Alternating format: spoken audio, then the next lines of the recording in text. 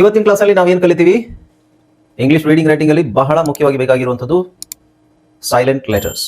Silent letters. Okay, silent letters ನಿಮಗೆ ಇದ್ರ ಬಗ್ಗೆ ನಾಲೆಜ್ ಇಲ್ಲ ಅಂತ ಹೇಳಿದ್ರೆ ಖಂಡಿತ ನಿಮಗೆ ಇಂಗ್ಲಿಷ್ ಓದೋದು ಬರೆಯೋದು ತುಂಬಾನೇ ಸಮಸ್ಯೆ ಆಗುತ್ತೆ. ಇದನ್ನು ತಿಳ್ಕೊಂಡ್ರೂ ನಮಗೆ ಕಷ್ಟನೇ ಆಗುತ್ತೆ. ಬಟ್ ಸ್ಟಿಲ್ ಇದನ್ನ ಚೆನ್ನಾಗಿ ತಿಳ್ಕೊಂಡ್ರೆ ಮಾತ್ರ ನೀವು English reading and writing improve ಆಗುತ್ತೆ ನಿಮ್ಮದು. ಇಲ್ಲ ಆದರೆ ಅದರಲ್ಲಿ ಎಸ್ಪೆಷಲಿ ರೈಟಿಂಗ್ ಓದೋದೇನೋ ಓದ್ಬಿಡ್ಬೋದು, ಅದ್ರ ಬರೀಲಿಕ್ಕೆ ಇದು ನಿಮಗೆ ಗೊತ್ತಿದ್ರೆ ಮಾತ್ರ ಎಲ್ಲಿ ಅಕ್ಷರಗಳನ್ನು ಸೈಲೆಂಟ್ ಮಾಡಬೇಕು ಅನ್ನೋದು ಗೊತ್ತಿದ್ರೆ ಮಾತ್ರ ನಿಮಗೆ ಬರೆಯೋದು ಇಂಪ್ರೂವ್ ಆಗುತ್ತೆ. ಅಫ್ಕೋರ್ಸ್ ರೀಡಿಂಗ್ ಸಹ, ರೀಡಿಂಗು ನಿಮ್ದು ಇಂಪ್ರೂವ್ ಆಗೋದು ಈ ಸೈಲೆಂಟ್ ಲೆಟರ್ ನಿಮಗೆ ಐಡೆಂಟಿಫೈ ಮಾಡ್ಲಿಕ್ಕೆ ಬಂದ್ರೆ ಮಾತ್ರ. ಎಲ್ಲಿ ಸೈಲೆಂಟ್ ಆಗುತ್ತೆ ಅನ್ನೋದು ನಿಮಗೆ ಮೊದಲೇ ಗೊತ್ತಿದ್ರೆ ಮಾತ್ರ ನಿಮ್ದು ಇಂಗ್ಲಿಷ್ ರೀಡಿಂಗ್ ರೈಟಿಂಗ್ ಇಂಪ್ರೂವ್ ಆಗುತ್ತೆ. ಓಕೆ, ಸೊ ಕಳೆದ ಒಂದಿಷ್ಟು 2-3 ಕ್ಲಾಸಲ್ಲಿ ನಾವು ಆಲ್ರೆಡಿ ಆಲ್ಮೋಸ್ಟ್ ಎಲ್ಲ A to Z ಏನೇನು ಅಕ್ಷರಗಳು ಸೈಲೆಂಟ್ ಆಗುತ್ತೆ ಅದನ್ನೆಲ್ಲ ನೋಡಾಯ್ತು. ಒಂದೇ ಅಕ್ಷರ ನಾನು ಉಳಿಸಿದ್ದೆ, ವಿಚ್ ಈಸ್ ಸೈಲೆಂಟ್ ಇ. ಇದನ್ನ ನಾನು ನಿಮಗೆ ಲಾಸ್ಟ್ಗೆ ಮಾಡ್ತೀನಿ ಅಂತ ಹೇಳಿದೆ. ಕಾರಣ ಯಾಕೆ ಅಂತ ಹೇಳಿದ್ರೆ ಸೈಲೆಂಟ್ ಇ ಸ್ವಲ್ಪ ಏನಾಗ್ತಾ ಇದೆ,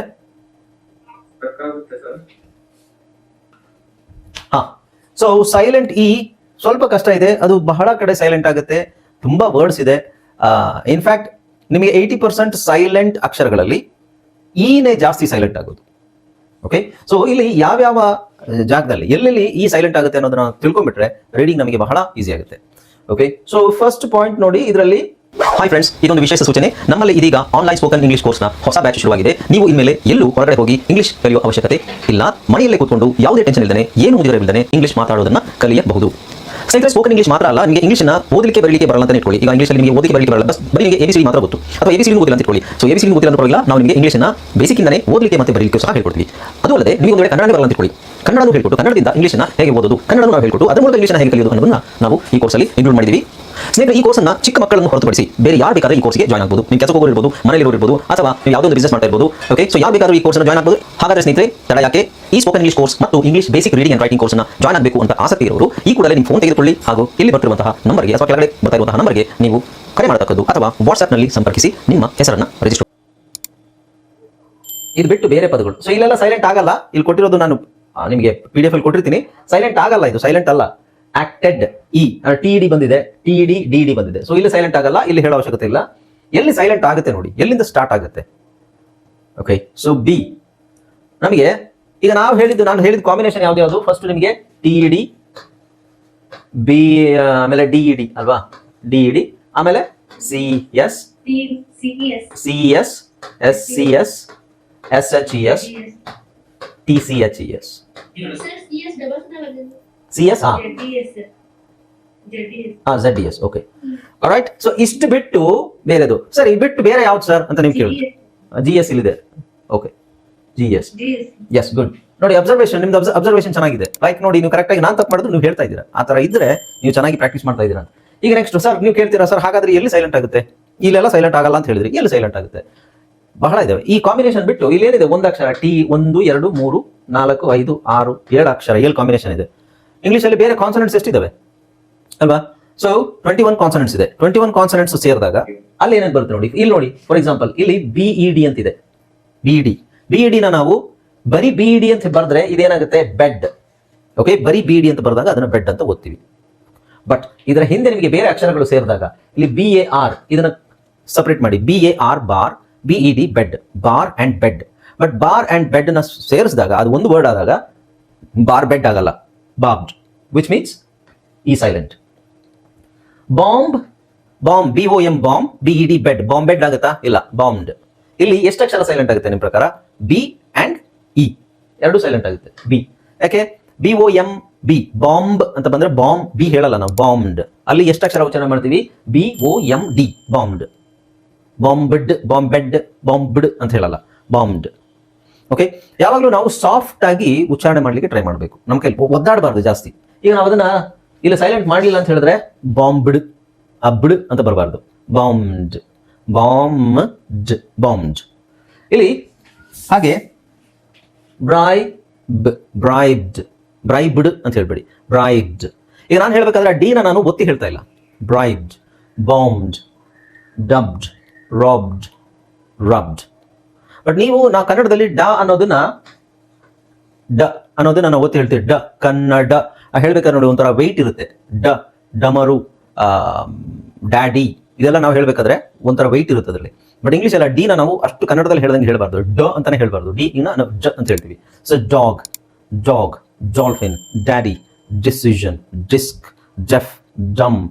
ಇದೇ ಕನ್ನಡದಲ್ಲಿ ನಾವು ಡನ ಹೇಳ್ಬೇಕಾದ್ರೆ ಡ್ಯಾಡಿ, ಡಿಸಿಷನ್, ಡಮ್. ಆ ಡನ ನಾವು ಕನ್ನಡದಲ್ಲಿ ಒತ್ತಿ ಹೇಳಬಾರ್ದು, ಸಾರಿ ಇಂಗ್ಲೀಷಲ್ಲಿ ಒತ್ತಿ ಹೇಳಬಾರ್ದು. ಸೊ ಇಲ್ಲಿ ನಾವು ಹೇಳ್ಬೇಕಾದ್ರೆ ಏನಾಗುತ್ತೆ, ಸಿಂಪಲ್ ಆಗಿ ನೋಡಿ, ನಾನು ಯೂಶುವಲ್ ಆಗಿ ನೀವು ಡನ ನಾವು ಕನ್ನಡದಲ್ಲಿ ಹೇಳೋ ತರನೇ ಹೇಳಿದ್ರೆ ಇದೇನಾಗುತ್ತೆ, ಬಾರ್ಬ್ಡ್, ಬಾಂಬ್ಡ್, ಬ್ರೈಬ್ಡ್, ಡಬ್ಡ್, ರಬ್ಡ್, ರಾಬ್ಡ್ ಅಂತ ಹೇಳಬೇಕಾಗುತ್ತೆ.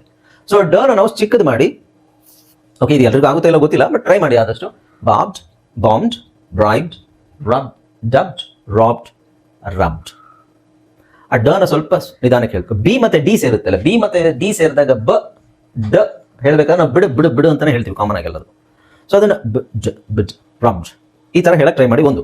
ಸೊ ವಿಚ್ ಮೀನ್ಸ್ ಬೇಸಿಕಲಿ ಇಲ್ಲಿ ಏನು ಎಲ್ಲ ಈ ಸೈಲೆಂಟ್. ಓಕೆ, ಕೊನೆಯಲ್ಲಿ ಕಾಂಬಿನೇಷನ್ ನೋಡಿ, CVC ಕೊನೆಯಲ್ಲಿ ನಾನು ಹೇಳ್ತಾ ಇರೋದು. ಇಲ್ಲೇನು ಇಲ್ಲೆಲ್ಲೂ ಸೈಲೆಂಟ್ ಆಗಲ್ಲ, ಇಂಥ ಕಡೆ ಸೈಲೆಂಟ್ ಆಗುತ್ತೆ ಅಂತ ಹೇಳ್ತಾ ಇದ್ದೀನಿ. Next CED,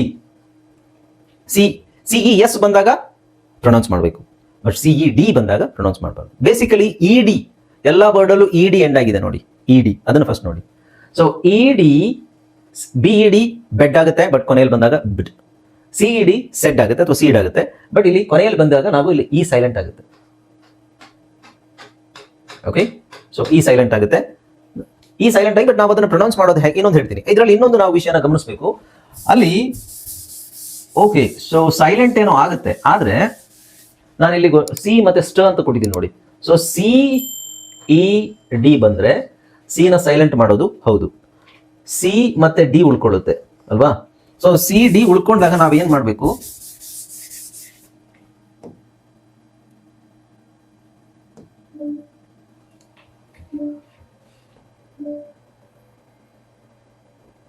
one minute.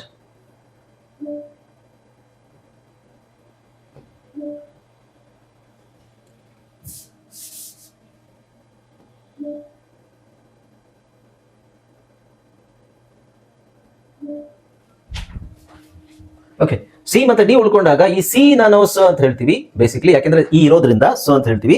ಆಮೇಲೆ ಇದನ್ನ ಡಿ ನ ಸಣ್ಣಕ್ಕೆ ನಾವು ಟ ಮಾಡ್ಕೋಬೇಕು ಹೇಳ್ಬೇಕಾದ್ರೆ ಪ್ರೊನೌನ್ಸಿಯೇಷನ್ ಅಲ್ಲಿ ಮಾತ್ರ. ಓಕೆ, ಪ್ರೊನೌನ್ಸಿಯೇಷನ್ ಅಲ್ಲಿ ಮಾತ್ರ ನಾವು ಅದನ್ನ ಟ ಅಂತ ಹೇಳ್ಬೇಕು. ಅದಕ್ಕೆ ನಾನು ಇಲ್ಲಿ ಕೊಟ್ಟಿದ್ದೀನಿ ನೋಡಿ ಟ ಅಂತ ಕೆಳಗಡೆ. ಸೊ ಇದನ್ನ braced, braced, danced, fenced, forced, paced, sorry placed, priced, sliced, spaced, spiced, traced, voiced. ಇಲ್ಲಿ ಡಿ ನ ನಾವು ಒತ್ತಿ ಹೇಳೋ ಅವಶ್ಯಕತೆ ಇಲ್ಲ, ಡಿ ನ ನಾವು ಟ ಅಂತ ಹೇಳ್ಬೇಕು, ಹೀಗೆ ಹೇಳ್ಬೇಕದು ಆಕ್ಚುಲಿ. ಹಾಗೆ ಹೇಳಿದ್ರೆ ಮಾತ್ರ ನಿಮಗೆ ಸಾಫ್ಟ್ ಅಂತ ಅನ್ಸುತ್ತೆ. ಈಗ ನಾನು ಎರಡು ತರನು ಹೇಳ್ತೀನಿ ನೋಡಿ, ಕನ್ನಡದಲ್ಲಿ ಇರೋ ತರ ನಾನು ಟಿ ಬದಲು ಡಿ ಹೆಂಗಿದೆ, ಡಿ ನೇ ಪ್ರೊನೌನ್ಸ್ ಮಾಡಿದ್ರೆ ಹೆಂಗ್ ಅನ್ಸುತ್ತೆ ನೋಡಿ ನಿಮಗೆ. ಬ್ರೇಸ್ಡ್, ಡಾನ್ಸ್ಡ್, ಫೆನ್ಸ್ಡ್, ಫೋರ್ಸ್ಡ್, ಅಲ್ಲಿ ಆರ್ನು ಪ್ರೊನೌನ್ಸ್ ಮಾಡ್ತೇನೆ, forced, placed, priced, sliced, spaced, spiced, traced, voiced. ಈಗ ರಿಯಲ್ ಪ್ರೊನೌನ್ಸಿಯೇಷನ್ ಇಂಗ್ಲಿಷ್ ಅಲ್ಲಿ ಯಾವ ತರ ಹೇಳಬೇಕು ಆ ತರ ಹೇಳ್ತೀನಿ ನೋಡಿ. Braced, danced, fenced, forced, placed, priced, sliced, spaced, spiced. ಇದರಲ್ಲಿ ನಿಮಗೆ ಯಾವುದು ಚೆನ್ನಾಗಿ ಅನ್ಸುತ್ತೆ? ಕೂಲ್. ಓಕೆ, ಇದು ಚೆನ್ನಾಗಿ ಅನ್ಸೋದು ಯಾವುದು?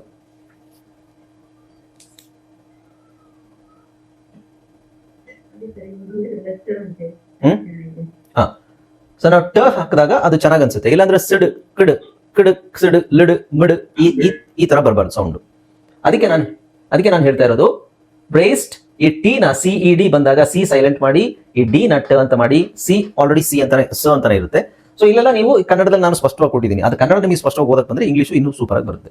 ಓಕೆ, ಇಲ್ಲಿ ನೋಡಿ ಬ್ರೇಸ್ಡ್, ಬ್ರೇಸ್ಡ್ ಅಂತ ಕೊಡಿ. ಅಥವಾ ನೀವು ಪೇಸ್ಟ್ ನಾವು ಕನ್ನಡದಲ್ಲಿ ಹೆಂಗ್ ಬರಿತೀವಿ, ಪೇ ಈ ತರ ತಾನೇ ಬರಿತೀವಿ. ಇದನ್ನ ಪೇಸ್ಡ್ ಅಂತ ಹೇಳಲ್ಲ ತಾನೆ. ಸೊ ಪೇಸ್ಟ್, ಪೇಸ್ಟ್ ಎರಡು ಒಂದೇನೆ, ಮೀನಿಂಗ್ ಚೇಂಜ್ ಆದ್ರೂ ಪ್ರೊನೌನ್ಸಿಯೇಷನ್ ಒಂದೇ. PACED ಪೇಸ್ಟ್, PASTE ಪೇಸ್ಟ್, ಎರಡು ಪ್ರೊನೌನ್ಸಿಯೇಷನ್ ಒಂದೇ. ಇದಕ್ಕೆ ನಾವು ಹೋಮೋಫೋನ್ಸ್ ಅಂತ ಹೇಳ್ತೀವಿ. Next FED.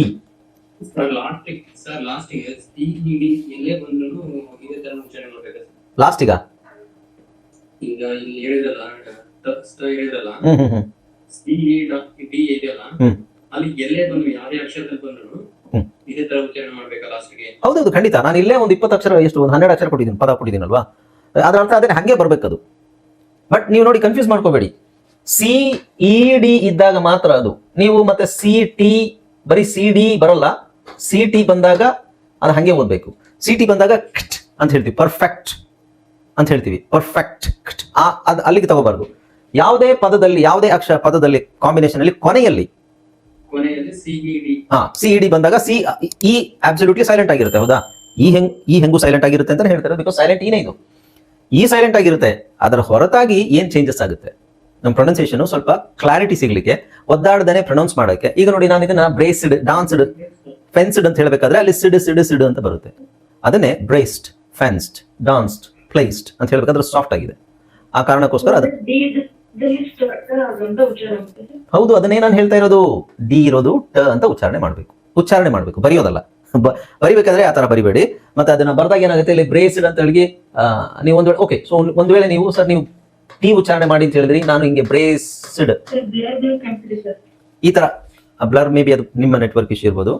ಇದನ್ನ ನೀವು ಬ್ರೇಸ್ಡ್ ಅಂತ, ಬ್ರೇಸ್ಡ್ ಆಗಲ್ಲ, ಇದು ಬ್ರೇಸೆಟ್ ಆಗುತ್ತೆ, ಬಿಕಾಸ್ ಸಿ ಆದ್ಮೇಲೆ ಟಿ ಇದೆ. ನಾನು ಹೇಳಿದ್ದು ಡಿ ಬಂದಾಗ ಮಾತ್ರ.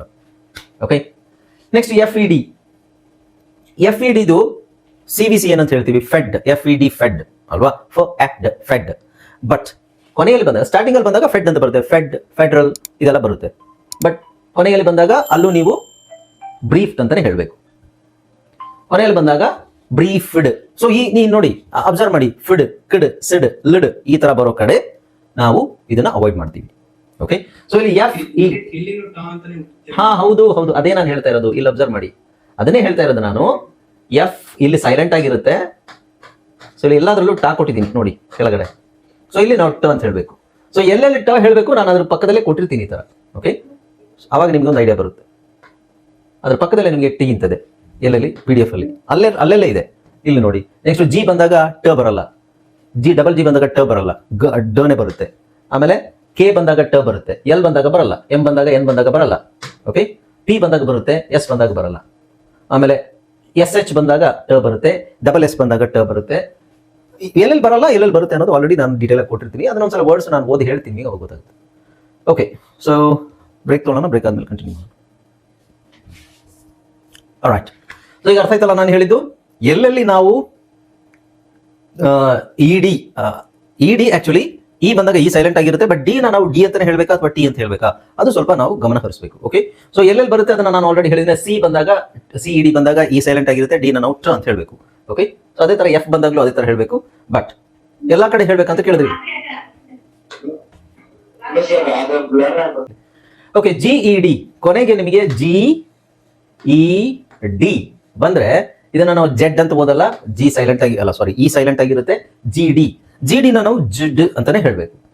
ಏಜ್ಡ್ ಹೇಳ್ಬೇಕಾದ್ರೆ ಸ್ವಲ್ಪ ಏಜ್ಡ್ ಅಂತ ಹೇಳ್ಬೇಡಿ, ಏಜ್ಡ್, ಚೇಂಜ್ಡ್. ನಾನು ಹೇಳ್ಬೇಕಾದ್ರೆ ಡಿ ಗೊತ್ತಾಗಲ್ಲ ನೋಡಿ, ಸಾಫ್ಟ್ ಆಗಿ ಹೇಳ್ಬೇಕು ಅದನ್ನ. ಈಗ ನಾನು ಅದು ಎರಡು ತರ ಹೇಳ್ತೀನಿ ನೋಡಿ, ಏಜ್ಡ್, ಚೇಂಜ್ಡ್, ಚಾರ್ಜ್ಡ್, ಬಾರ್ಜ್ಡ್, ಅಲೆಜ್ಡ್. ಅದನ್ನು ಗೊತ್ತಿ ಹೇಳ್ಬೇಕಾದ್ರೆ ಡಿನ ನಾವು ಕನ್ನಡದಲ್ಲಿ ಹೇಳುವಾಗೆ. ಬಟ್ ಈಗ ನೋಡಿ, ಏಜ್ಡ್, ಚೇಂಜ್ಡ್, ಚಾರ್ಜ್ಡ್, ಬಾರ್ಜ್ಡ್, ಅದು ಗೊತ್ತಾಗಲ್ಲ. ಅದು ಆಕ್ಚುಲಿ ಸ್ಪೋಕನ್ ಲ್ಯಾಂಗ್ವೇಜ್ ಅಲ್ಲಿ ಅದು ಅರ್ಥ ಆಗುತ್ತೆ, ಅದು ಇಡಿ ಹೇಳ್ತಾ ಇದೀವಿ ಅಂತ. ಬಟ್ ಅದನ್ನ ಸಾಫ್ಟ್ ಆಗಿ ಹೇಳ್ತೀವಿ. Okay, right. ಸೊ GED ಬಂದಾಗ ಈ ಎಲ್ಲಾ ಕಡೆ ನಿಮಗೆ ಸೈಲೆಂಟ್ ಆಗಿರುತ್ತೆ. So E silent. ಅದು ಅಲ್ಲಿ ಏನು ಚೇಂಜ್ ಮಾಡೋದು ಬೇಡ, ಡಿ ತರನೇ ಹೇಳ್ಬೇಕು, ಟಿ ಹಾಗೆ ಹೇಳುವಾಗಿಲ್ಲ. ಇದ್ರ ನಾನು ಅಲ್ಲೇ ಕೊಟ್ಟಿರ್ತೀನಿ ನಿಮಗೆ. ನೆಕ್ಸ್ಟ್ ಡಬಲ್ ಜಿ ED ಬಂದಾಗ ನೀವು ಒಂದು ನೆನ್ಪಿಟ್ಕೊಳ್ಳಿ, ಡಬಲ್ ಜಿ ಬಂದ್ರೆ ನಿಮಗೆ ಅದು ಗ ಅಂತಾನೆ ಉಚ್ಚಾರಣೆ. ಡಬಲ್ GE ಬಂದ್ರೆ ಗ ಅಂತಾನೆ ಉಚ್ಚಾರಣೆ ಮಾಡಬೇಕು. ಅದೇ ಸಿಂಗಲ್ GE ಬಂದ್ರೆ ಇದನ್ನ ಜ ಅಂತ ಹೇಳ್ತೀವಿ. ಕೊನೆಯಲ್ಲಿ ಸ್ಟಾರ್ಟಿಂಗ್ ಅಲ್ಲಿ ಮಧ್ಯದಲ್ಲ, ಸಿಂಗಲ್ ಜಿ ಕೊನೆಯಲ್ಲಿ ಬಂದ್ರೆ ಸ್ಪೆಲ್ಲಿಂಗ್ ರೂಲ್ ಇದೆ ಅದ್ರದ್ದು. ಓಕೆ, ಸೊ ಈಗ ನೀವು ಇಲ್ಲಿ GED, ಸೊ GE ಸೈಲೆಂಟ್, ಎಲ್ಲಾದ್ರಲ್ಲೂ ಇ ಸೈಲೆಂಟ್. ಈಗ ಜಿ ಮತ್ತೆ ಡಿ, ಜಿದು ಉಚ್ಚಾರಣೆ ಗ, ಡಿದು ಉಚ್ಚಾರಣೆ ಡ. ಹಿಂಗೆ ಹೇಳ್ಬೋದು, ragged, bagged, dragged, wronged, tagged, rigged, bugged, begged. ಡ್ ಅಂತ ಜಾಸ್ತಿ ಜೋರಾಗಿ ಹೇಳ್ಬೋದು ಅದನ್ನ. ಬಟ್ ಅದು ಕಷ್ಟ ಆಗುತ್ತೆ ನಮಗೆ ಕನ್ನಡಿಗರೇ, ಯಾಕಂದ್ರೆ ನಾವು ಡ ಅಂತಾನೆ ಹೇಳಿ ಅಭ್ಯಾಸ ಇರೋದ್ರಿಂದ. ಇಂಗ್ಲಿಷ್ ಅಲ್ಲಿ ನಾವು ಸ್ವಲ್ಪ ಅದನ್ನ ಸಾಫ್ಟ್ ಮಾಡಿ ಅಂತ ಹೇಳಿದ್ರೆ ಖಂಡಿತ ಅದು ಸ್ವಲ್ಪ ಟೈಮ್ ತಗೊಳುತ್ತೆ. ಮೇ ಬಿ ಒಂದು 6 ತಿಂಗಳಾಗ್ಬೋದು, 1 ವರ್ಷ ಆಗ್ಬೋದು. ಒಂದೇ ಸಲ ಬರಲ್ಲ ಅದು. ಬಟ್ ಓಕೆ, ನೀವು ಡ ಅಂತ ಹೇಳಿದ್ರು ಪರವಾಗಿಲ್ಲ, ಇನ್ನೊಬ್ರಿಗೆ ಅರ್ಥ ಆಗ್ಬೇಕಷ್ಟೇ ನೀವು ಓದೋದು ಅಥವಾ ನೀವು ಮಾತಾಡೋದು ಇನ್ನೊಬ್ರಿಗೆ ಅರ್ಥ ಆದ್ರೆ ಸಾಕು. It's all about communication. Okay, so ಹಿಂಗೆ ಹೇಳಿ ಅಂತ ಹೇಳಿದ್ರೆ ಇರೋದು ಹಿಂಗೆ. ಇದನ್ನ ನೀವು ಪ್ರಾಕ್ಟೀಸ್ ಮಾಡಿದ್ರೆ ಬರುತ್ತೆ, ಬಟ್ ಸ್ವಲ್ಪ ಟೈಮ್ ತಗೊಳುತ್ತೆ. ಈ ಪ್ರೊನೌನ್ಸಿಯೇಷನ್ ಮೇಲೆ ತುಂಬಾ ಆಸಕ್ತಿ ಇರೋರು, ಉಚ್ಚಾರಣೆ ಮೇಲೆ ತುಂಬಾ ಆಸಕ್ತಿ ಇರೋರು ಮಾತ್ರ ಇದನ್ನ ಟ್ರೈ ಮಾಡ್ತಾರೆ. ಇನ್ನು ಉಳಿದವರೆಲ್ಲ ತಲೆ ಕೆಡಿಸ್ಕೊಳಕ್ ಹೋಗಲ್ಲ. Okay, right. ನೆಕ್ಸ್ಟ್ ಬಂದು ಕೆ ಆದ್ಮೇಲೆ ED ಬಂದ್ರೆ, ನೋಡಿ KED ಬಂದಿದೆ. KED. ಸೊ ಇಡಿ ಸೈಲೆಂಟ್ ಅಲ್ಲ, ಸಾರಿ, ಇ ಸೈಲೆಂಟ್ ಮಾಡಿ. CK ಇದೆ, ಸಿನು ಒಂದು ಸೈಲೆಂಟ್ ಆಗಿರುತ್ತೆ. ಓಕೆ, ಸೊ ಇಲ್ಲಿ ಪಿಕ್ಡ್ ಹಂಗೆ ಹೇಳೋದಾದ್ರೆ ನಾವು ಡನೇ ಹೇಳೋದಾದ್ರೆ ಪಿಕ್ಡ್, ಕಿಕ್ಡ್, ಲಾಕ್ಡ್, ಟಿಕ್ಡ್, ಚೆಕ್ಡ್ ಅಂತ ಹೇಳ್ಬೇಕು. ಕಡ್ ಕಡ್ ಕಡ್ ಕಡ್ ಅಂತ ಸೌಂಡ್ ಬರುತ್ತೆ. ಇದನ್ನೇ ನಾನು ಇನ್ನೊಂದು ಥರ ಹೇಳ್ತೀನಿ ನೋಡಿ, ಪಿಕ್ಡ್, ಕಿಕ್ಡ್, ಲಾಕ್ಡ್, ಟಿಕ್ಡ್, ಚೆಕ್ಡ್. ಇದನ್ನ ನಾನು ಸೆಂಟೆನ್ಸ್ ಅಲ್ಲಿ ಹೇಳಿದ್ರೆ ನಿಮಗೆ ಅದು ಇನ್ನೂ ಸ್ವಲ್ಪ ಅನುಕೂಲ ಆಗುತ್ತೆ ನೋಡಿ. ನಾನೊಂದು ಬಾಲ್ ಎತ್ಕೊಂಡೆ, ಐ ಪಿಕ್ಡ್ ಅ ಬಾಲ್. ನಾನು ಆ ಚೆಂಡನ್ನ ಒದ್ದೆ, ಐ ಕಿಕ್ಡ್ ದ ಬಾಲ್. ನಾನು ಆ ಡೋರ್ನ ಲಾಕ್ ಮಾಡಿದೆ, ಐ ಲಾಕ್ಡ್ ದ ಡೋರ್. ನಾನು ಆ ಫೈಲ್ ಚೆಕ್ ಮಾಡಿದೆ, ಐ ಚೆಕ್ಡ್ ದ ಫೈಲ್. ಇದು ನಿಮಗೆ ಸಾಫ್ಟ್ ಅನ್ಸುತ್ತೆ ಅಲ್ವಾ? ಇದನ್ನೇ ನಾನು ಮಾಮೂಲಿ ಡಿ ನಾನು ಒತ್ತಿ ಹೇಳೋದಾದ್ರೆ, I picked the ball, I kicked the ball, I locked the door, I ticked the box, I checked the file. ಇದರಲ್ಲಿ ನಿಮಗೆ ಯಾವುದು ಸಾಫ್ಟ್ ಮತ್ತೆ ಚೆನ್ನಾಗಿದೆ ಅಂತ ಅನ್ಸೋದು?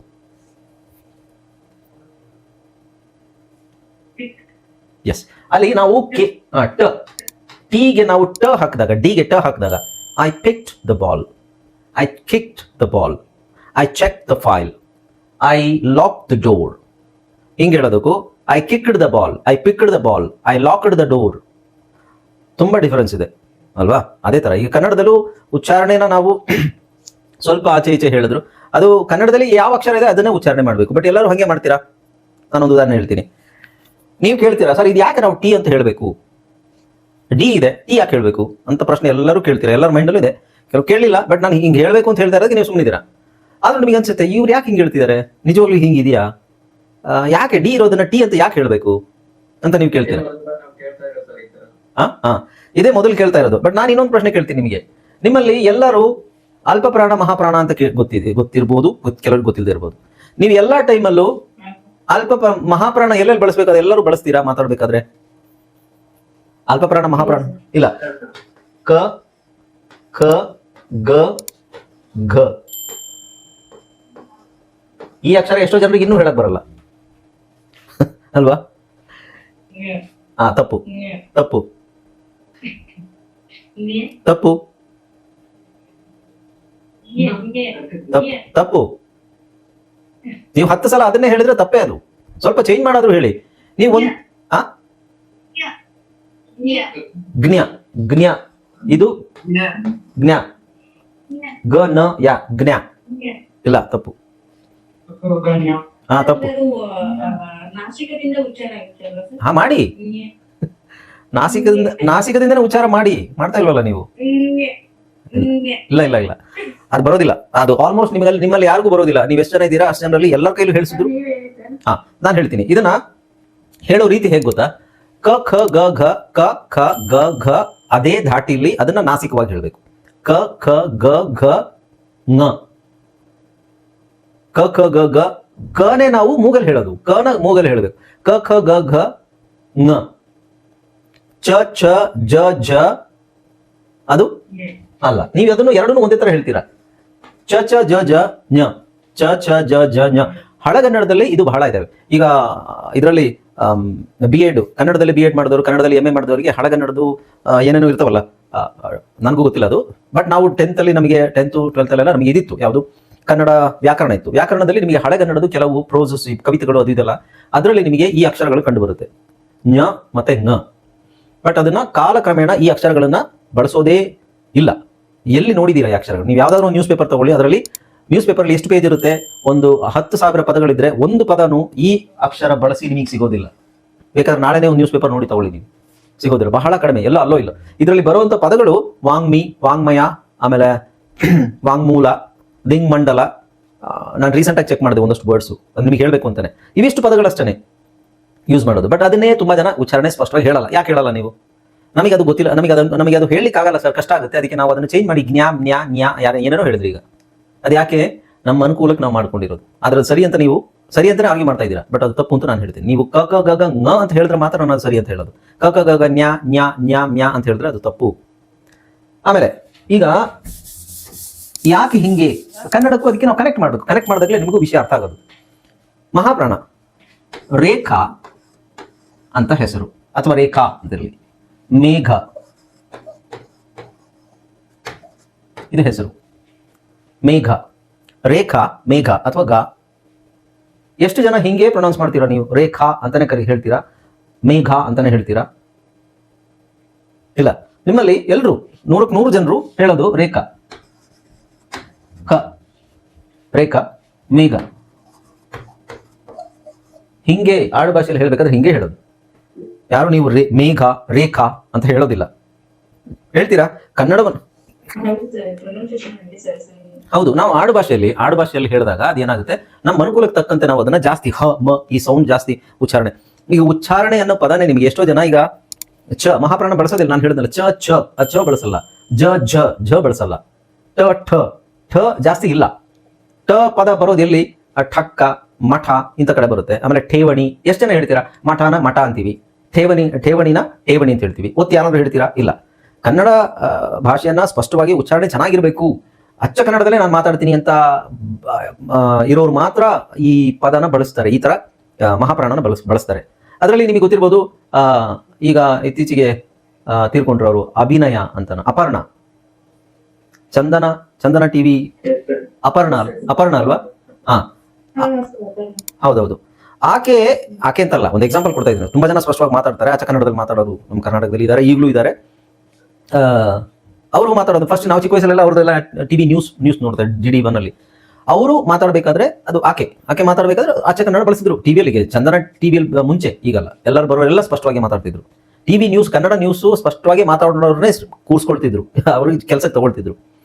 ಈಗೆಲ್ಲ ಆಡು ಭಾಷೆಯಲ್ಲೇ ಮಾತಾಡ್ತಾರೆ ನ್ಯೂಸ್ ಅಲ್ಲಿ, ಯಾಕಂದ್ರೆ ಜನಗಳಿಗೆ ಬೇಕಾಗಿರೋದು, ಯಾರಿಗೂ ಆಚೆ ಕನ್ನಡ ಬೇಕಾಗಿಲ್ಲ. ಅಲ್ಲ, ನಾನು ಯಾಕೆ ಹೇಳ್ತಾ ಇದ್ದೀನಿ ಅಂತ ಹೇಳಿದ್ರೆ, ಇಲ್ಲಿ ನೀವು ಇದನ್ನ ಹಿಂಗೆ ಹೇಳ್ತಾ ಇದ್ದೀರಾ, ಅದು ನಾವು ಅನುಕೂಲಕ್ಕೆ ಮಾಡ್ಕೊಂಡಿರೋದು ಸಾಫ್ಟ್ ಆಗ್ಲಿ ಅಂತ. ಅದೇ ಇಲ್ಲೂ ಓಕೆ, ಸ್ವಲ್ಪ ಸಾಫ್ಟ್ ಆಗ್ಲಿ ಅನ್ನೋ ಕಾರಣಕ್ಕೋಸ್ಕರ. ಈಗ ಅರ್ಥ ಆಯ್ತಾ ನಿಮಗೆ ಕಾನ್ಸೆಪ್ಟ್? ಕನ್ನಡದಲ್ಲಿ ಇದೇ ತರ ಎಷ್ಟೋ ವಿಷಯಗಳಿದಾವೆ. ಅದನ್ನ ನಾನು ಪ್ರತಿಯೊಂದು ಸಲನೂ ಕನ್ನಡನ ಕನೆಕ್ಟ್ ಮಾಡೋದು ಯಾಕೆ ಅಂತ ಹೇಳಿದ್ರೆ ನಿಮಗೆ ಸ್ವಲ್ಪ ರಿಲ್ಯಾಕ್ಸ್ ಆಗುತ್ತೆ. ಓ ಹೌದಲ್ವಾ, ಕನ್ನಡದಲ್ಲೂ ಹಿಂಗಿದೆ, ಹಾಗಾಗಿ ಇಂಗ್ಲೀಷಲ್ಲಿ ಹಿಂಗಿದೆ. ಇಲ್ಲ ಅಂದ್ರೆ ಟೆನ್ಷನ್ ಆಗುತ್ತೆ, ಅಯ್ಯೋ ಇದೇನು ಹಿಂಗಿದೆಯಲ್ಲ ಅಂತ. ಕನ್ನಡದಲ್ಲಿ ಹೀಗಿರೋದು, ಕನ್ನಡದಲ್ಲಿ ಇನ್ನೂ ಎಷ್ಟೆಷ್ಟೋ ವಿಷಯಗಳಿದಾವೆ ಹೇಳ್ಬೇಕಂದ್ರೆ. ನಿಮಗೆ ನಿಮ್ಮ ಕೈಲಿ ಉತ್ತರ ಹೇಳಲಿಕ್ಕೆ ಆಗಲ್ಲ ನಾನು ಪ್ರಶ್ನೆ ಕೇಳಿದ್ರೆ. ಬಟ್ ನೀವು ಇಂಗ್ಲೀಷಲ್ಲಿ ಕೇಳಿದಾಗ ನಾನು ಪ್ರಶ್ನೆ ಅದನ್ನ ಕರೆಕ್ಟ್ ಮಾಡ್ತೀನಿ. ಅದಕ್ಕೆ ಅದರಲ್ಲಿ ಹಿಂಗಿರೋದ್ರಿಂದ, ಕನ್ನಡದಲ್ಲಿ ಹಿಂಗಿರೋದ್ರಿಂದ ಇದನ್ನ ನಾವು ಹಿಂಗೆ ಮಾಡ್ಕೊಂಡಿದ್ದೀವಿ, ನಮ್ಮ ಅನುಕೂಲಕ್ಕೆ ಮಾಡ್ಕೊಂಡಿದ್ದೀವಿ ಅಂತ ನಾನು ಹೇಳ್ತಾ ಇದ್ದೀನಿ.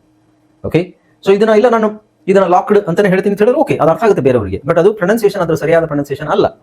ಸಾಫ್ಟ್ ಆಗಿ ಕನ್ನಡದಲ್ಲಿ, ಅಚ್ಚ ಕನ್ನಡದಲ್ಲಿ ನಾವು ಮೇಘ, ಝರಿ ಅಥವಾ ಇನ್ಯಾವುದಾದ್ರೂ ಖೈದಿ ಅಂತೆಲ್ಲ ಹೇಳ್ಬೇಕಾದ್ರೆ ಅದು ಅಚ್ಚ ಕನ್ನಡವಾಗಿ ಅದು ಚೆನ್ನಾಗೂ ಅನ್ಸುತ್ತದು. ಆದ್ರೆ ಆಡು ಭಾಷೆಯಲ್ಲಿ ಅದನ್ನು ನಾವು ಸಪ್ರೆಸ್ ಮಾಡಿ ಅಲ್ಪ ಪ್ರಾಣ ಮಾತ್ರ ಹೇಳ್ತೀವಿ, ಮಹಾಪ್ರಾಣ ಹೇಳೋದಿಲ್ಲ. ಸೊ ಇಲ್ಲಿ ಅದೇ ಕಾನ್ಸೆಪ್ಟ್ ಸೇಮ್. ನಮ್ಮ ಅನುಕೂಲಕ್ಕೆ ನಾವು ಅದನ್ನ ಏನ್ ಮಾಡ್ಕೊಂಡಿದೀವಿ, ಇದನ್ನ ಸಾಫ್ಟ್ ಆಗ್ಬೇಕು ಅನ್ನೋ ಕಾರಣಕ್ಕೋಸ್ಕರ ಹೇಳ್ತೀವಿ. ಓಕೆ, ಸೊ ಕೆ ಇಡಿ ಬಂದಾಗ ಕಿಡ್ ಅಂತ ಹೇಳೋದನ್ನ ಕಿಟ್ ಅಂತ ಹೇಳ್ತೀವಿ, ಪಿಕ್ಟ್, ಲಾಕ್ಡ್. ಓಕೆ, ಅದೇ ತರ LD ಬಂದಾಗ ಅದ್ರ ಸಮಸ್ಯೆ ಇರಲ್ಲ. ಪುಲ್ಟ್ ಅಂತ ಹೇಳಲ್ಲ, pulled, killed, milled, filled, chilled. ಇವೆಲ್ಲ ಹೊಸದೇ ನಿಮಗೆ. ಓಕೆ, ಎಲ್ಲೂ ಕೇಳಿರಲ್ಲ ಖಂಡಿತವಾಗ್ಲು, ಯಾರು ನಿಮ್ಗೆ ಹೇಳ್ಕೊಟ್ಟಿರಲ್ಲ. ಯೂಟ್ಯೂಬಲ್ಲಿ ತುಂಬಾ ಜನ ಇದನ್ನ ಹೇಳೋ ಅವಶ್ಯಕತೆ ಇರಲ್ಲ, ಯಾಕಂದ್ರೆ ಅವರು ಹಂಗೆ ಹೇಳ್ತಾ ಇರ್ತಾರೆ, ಅವರಿಗೆ ಗೊತ್ತಿರಲ್ಲ ಅದು. ಓಕೆ, ಸೊ ಇಲ್ಲಿ ನೆಕ್ಸ್ಟ್ ಎಂ ಬಂದಾಗ ಈ ಸೈಲೆಂಟ್. ಓಕೆ, ಇಲ್ಲಿ ಈ ಸೈಲೆಂಟ್ ಆಗಿರುತ್ತೆ. ಇಲ್ಲಿ ನಾನು ತೋರಿಸೋದು ಎಲ್ಲದು ಸೈಲೆಂಟ್ ಈನೆ. ಓಕೆ, ಅದು ನೆನ್ಪಿಟ್ಕೊಳ್ಳಿ, MED. ಸೊ ಸಿ ಮೆಡ್ ಹೆಂಗಾಗುತ್ತೆ? ಲಾಸ್ಟ್ ಅಲ್ಲಿ MED ಬಂದಿರೋದು. ಫಸ್ಟ್ ಗೆ MED ಬಂದ್ರೆ ಮೆಡಿಕಲ್, ಮೆಡಿಸಿನ್. ಬಟ್ ಕೊನೆಯಲ್ಲಿ ಬಂದ್ರೆ ಈ ಸೈಲೆಂಟ್ ಮಾಡಬೇಕು. ಎಂ ಮತ್ತೆ ಡಿ ನ ನಾವು ಮರ್ಜ್ ಮಾಡಬಹುದು. ಎಂ ಮತ್ತೆ ಡಿ ನ ಅದು ನಿಮಗೆ ಕೂಡುತ್ತೆ. ಈಗ ನಾನು ಹೇಳ್ತಾ ಇರೋದು ಹೆಂಗೆ ಅಂದ್ರೆ, ಈಗ ಸಿ ಮತ್ತೆ ಡಿ ಈ ತರ ಇದೆ, ಸಿ ಮತ್ತೆ ಡಿ ಈ ತರ ಇರೋದ್ರಿಂದ ಕೂಡಲ್ಲ. ಸಿ ಮತ್ತೆ ಡಿ ಒಟ್ಟಿಗೆ ಬಂದ್ರೆ, ಅಥವಾ ಕೆ ಮತ್ತೆ ಡಿ, ಇದು ಕೆ ಇದು ಡಿ, ಇದು ಸೇರಲ್ಲ, ಆ ಸೌಂಡ್ ಮರ್ಜ್ ಆಗಲ್ಲ. ಬಟ್ ಎಂ ಮತ್ತೆ ಡಿ ಇದೆಯಲ್ಲ, ಎಂ ಅಂಡ್ ಡಿ, ಇದು ಎಂ ಆದ್ರೆ ಇದು ಡಿ ಆದ್ರೆ ಇದು ಮರ್ಜ್ ಆಗುತ್ತೆ ಈ ತರ. ಅವಾಗ ಏನಾಗುತ್ತೆ, ನಮ್ಗೆ ಈಸಿಯಾಗಿ ಸೀಮ್ಡ್. ಓಕೆ, ಅದೇ ತರ ಇಡಿ, ಇಲ್ಲಿ ಎನ್ ಡಿ ಇದೆ, ಲರ್ನ್ಡ್. ಎನ್ ಮತ್ತೆ ಡಿ, ಲರ್ನ್ಡ್, ಇದು ಕೂಡ್ಕೊಳ್ಳುತ್ತೆ, ಆ ಸೌಂಡ್ ಮರ್ಜ್ ಆಗುತ್ತೆ. ಅದೇ ಕ್ ಹಿಂಗೆ ಇರುತ್ತೆ, ಡ್ ಹಿಂಗೆ ಇರುತ್ತೆ, ಕಿಡ್ ಈ ತರ ಆಗಲ್ಲ. ಅದನ್ನ ನೀವು ಕಿಚ್ ಅಂತ ಹೇಳ್ಬೇಕಾದ್ರೆ ಇದು ಮರ್ಜ್ ಆಗುತ್ತೆ ಸೌಂಡ್ ಅಷ್ಟೇ. ಬೇಸಿಕಲಿ ಸೈಂಟಿಫಿಕಲಿ ನೋಡಿದಾಗ ಆ ಸೌಂಡ್ ಕಾಂಬಿನೇಷನ್ ಆ ತರ ಮರ್ಜ್ ಆಗುತ್ತೆ. ಓಕೆ, ಸೊ ಇಲ್ಲಿ learned, want, ಲೀನ್ಡ್, stoned, toned, NED ಒಂದೊಂದು ಅಕ್ಷರನೇ ತಗೊಳ್ತಾ ಇದ್ದೀನಿ ನಾನು. ಓಕೆ, ಆನ್ ಆಗಿದೆಯಲ್ಲ ವಿಡಿಯೋ? ಆನ್ ಆಗಿದೆ. ಹಾ, ನೆಕ್ಸ್ಟ್ ಇಲ್ಲಿ ನೋಡಿ,